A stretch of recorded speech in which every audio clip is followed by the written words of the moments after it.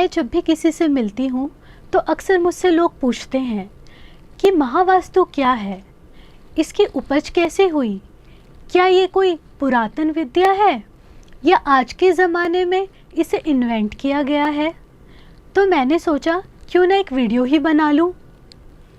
नमस्कार, मैं महावास्तु आचार्य मुस्कान गोयल आपसे आज बात करूँगी कि महावास्तु कैसे आया। बात ये है कि पहले ज़माने में जब राजाओं का राज हुआ करता था, उन्होंने दो तरह के वास्तु पैदा किए। पहला वास्तु वो था जो कॉमन मैन के लिए था, जिसमें आम लोगों को वास्तु के द्वारा कुछ कुछ बेनिफिट होता था, पर एक सीमा तक। वो वास्तु इसीलिए बनाया गया ताकि एक जो आम प्रजा है वो एक हद तक तो आगे बढ़े, पर बहुत ज़्यादा आगे न बढ़ पाए। प्रजा प्रजा रहे और राजा राजा रहे। दूसरा वास्तु था राजाओं के लिए। उस वास्तु को हमेशा ही सीक्रेट रखा गया और उसे राजाओं के लिए रिजर्व रखा गया।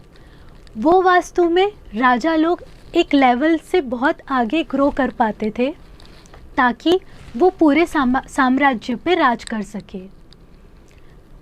उस वास्तु को अब तक हिडन रखा गया था, पर जब महावास्तु के फाउंडर माननीय खुशदीप बंसल जी पैलेस में गए तो उन्होंने देखा कि हर जगह के पैलेस में कुछ न कुछ सिमिलैरिटी है।